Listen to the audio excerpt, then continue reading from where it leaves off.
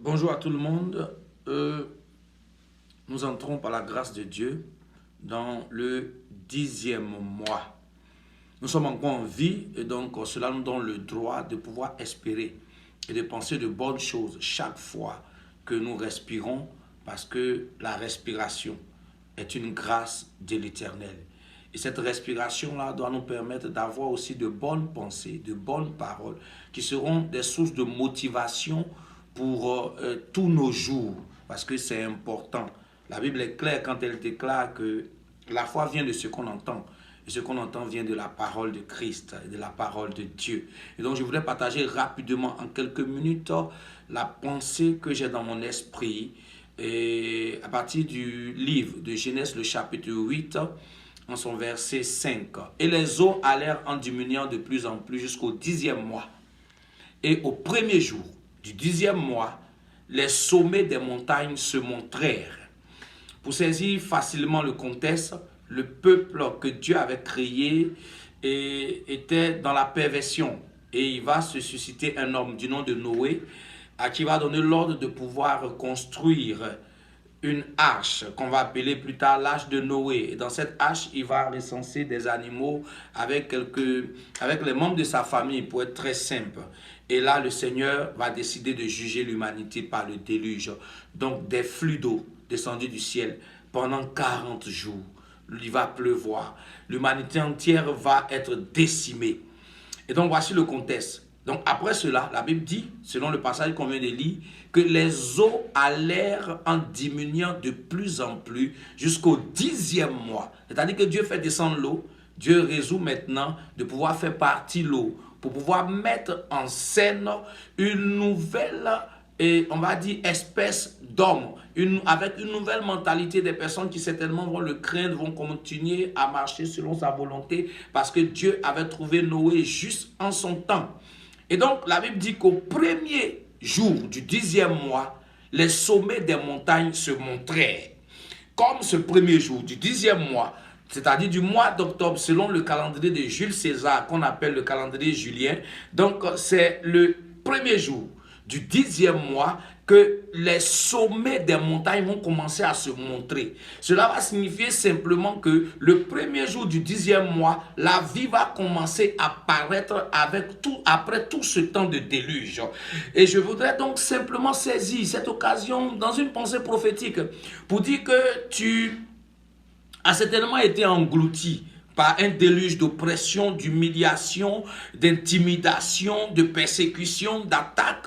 Tu as été englouti, ta vie a été engloutie, ton ministère englouti, tes pensées englouties. Tu as passé ton temps à te débattre dans ton déluge, dans toutes ces formes d'oppression. Durant de nombreuses années, peu importe le nombre d'années dans lesquelles tu as subi toutes ces choses.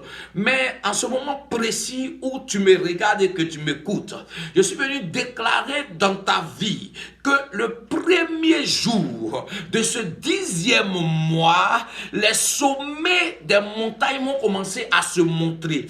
Le premier jour de ce 10e mois, la grâce de l'Éternel va commencer à se révéler. Tu vas reprendre à vivre, tu vas reprendre à espérer, tu vas reprendre à t'exprimer, tu vas reprendre à recevoir la manifestation et la grâce de l'Éternel concernant ta vie et ta destinée. Donc je suis venu t'annoncer de façon très simple que ce premier jour est un jour de grâce. Ce premier jour est un jour de nouveau départ pour toi. Ce premier jour est un jour de restauration, d'espoir et d'espérance, parce que l'Éternel va commencer à faire quelque chose de nouveau pour toi.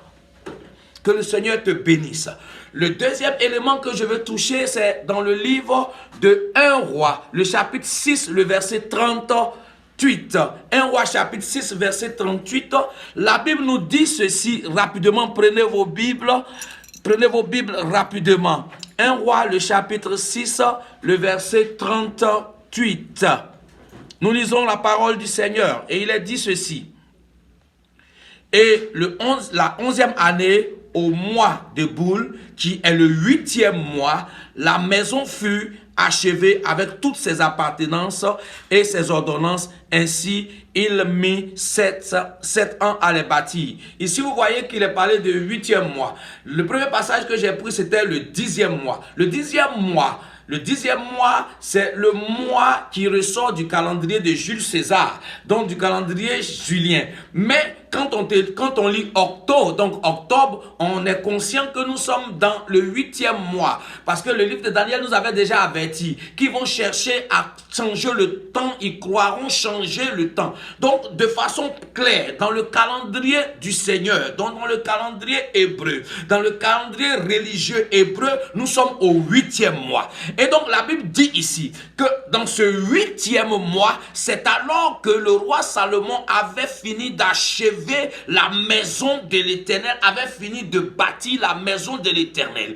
Je vais donc saisir aussi cette occasion pour pouvoir utiliser le 8e mois selon le calendrier divin, le calendrier hébreu, le calendrier religieux juif pour te dire que nous sommes aussi dans le 8e mois. Et donc c'est un mois d'achèvement, un mois où tu termines les choses, un mois où les choses s'achèvent pour toi. Donc tout ce que tu as commencé, tu as peiné. Je viens donc rentrer pour arrêter tout ce qui est esprit de non-accomplissement et de limitation. Je relâche la force de l'Éternel en toi, afin que tu puisses avancer et foncer et exécuter ce que tu as commencé. Ce que tu as commencé ne s'arrêtera pas. Ce que tu as commencé ne s'arrêtera pas. Tu ne seras pas dans une atmosphère d'inachevé. Salomon a achevé de bâtir la maison de l'Éternel. Je déclare que toi aussi tu achèveras tous tes projets que Dieu te donnera. Il te donnera la force de les achever. Il te donnera l'intelligence, la sagesse. Il te donnera, on va dire, toutes les stratégies appropriées afin d'achever tout ce que tu as commencé. Que ce